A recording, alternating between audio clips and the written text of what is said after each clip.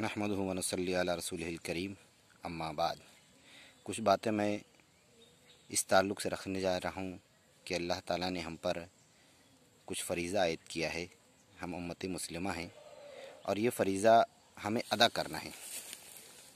अल्लाह ताला फरमाता है सूरह बकरा में आयत 143 में, वकज़ालिक जअलनाकुम उम्मतन वसतन लितकूनु शुहदाअ अलन्नास व यकून रसूलु अलैकुम शहीदा। और इसी तरह हमने तुम्हें एक उम्मत वस्त बनाया ताकि तुम लोगों पर गवाह हो और रसूल तुम पर गवाह हो। और अल्लाह ताला ने इस काम के करने के लिए कुछ इनाम भी रख दिया, और वो इनाम के ज़िक्र के तौर पे अल्लाह ताला ने सूरह निसा आयत 69 में फरमाता है, वमन युतिइल्लाह वर्रसूल फउलाइका मअल्लज़ीना अनअम अल्लाहु अलैहिम मिनन नबिय्यीन वस्सिद्दीक़ीन वश्शुहदाई वस्सालिहीन व हसुन उलाइका रफ़ीक़ा।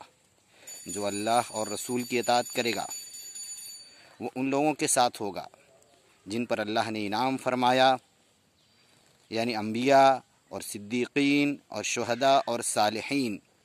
कैसे अच्छे हैं ये रफ़ीक जो किसी को मुयस्सर आ जाएं। यानी अल्लाह ताला ने फरमाया कि जो ये काम करेगा, दीन की दावत तबलीग का काम करेगा, गैरों तक, जो लोग इस दीन में नहीं हैं उन तक ये बात पहुंचाएगा, तो ऐसे लोगों का इनाम भी वही है जो रसूलों का और सिद्दीक़ीन का और शुहदा का इनाम है। और हश्र के मैदान में जब वो उठेगा तो उन्हीं लोगों के साथ उठाया जाएगा। लेकिन एक बात कुरान में अल्लाह ताला ने यह भी ज़िक्र कर दिया कि अगर ये काम तुम नहीं करोगे तो इस पर अज़ाब की भी धमकी अल्लाह ताला ने दी है।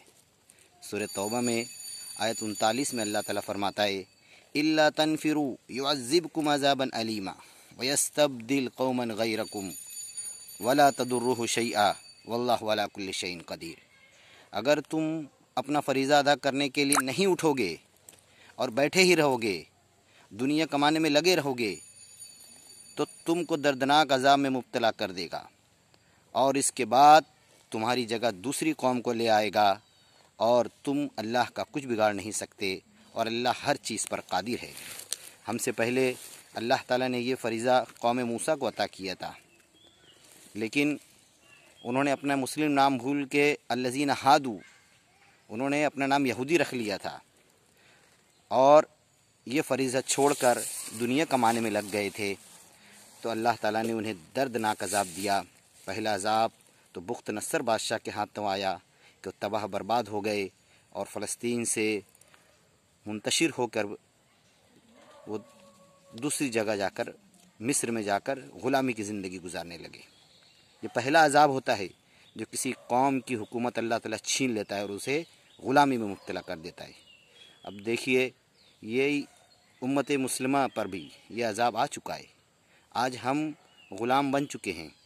ये पहला अज़ाब है और इसके बाद भी अगर हम अपना फ़रीज़ा लेकर नहीं उठते तो अल्लाह ताला जिस तरह से यहूदियों पर दूसरा अज़ाब भेजा और टाइटस, रोमी बादशाह टाइटस ने उनको तबाह बर्बाद और लाखों यहूदियों को कत्ल किया और उनको ज़मीन में मुंतशिर कर दिया, ये दूसरा अज़ाब आया। तो अब हम जिस स्टेज पर हैं, ग़ुलाम बन चुके हैं, ऐसा ना हो कि हम फिर इसी में मुब्तला रहें और अल्लाह ताला हमें वैसा सख्त अज़ाब दे दे। अल्लाह ताला ने जब उनको ये अज़ाब दिया था उसके बाद कुरान ने सूरह बनी इसराइल में फरमाया था, वइन उद्तुम उदना, अगर तुम दोबारा सरकशी करोगे तो हम दोबारा अज़ाब लेकर आएंगे। और ये वादा पूरा हुआ। इसी सदी में हिटलर के हाथों उनको सख्त अज़ाब पहुँचाया गया। और अल्लाह ताला ये भी फरमाता है, वलन तजिद लिसुन्नतिल्लाहि तब्दीला, कि अल्लाह ताला की कानून अटल है, इसमें कोई तब्दीली नहीं पाओगे।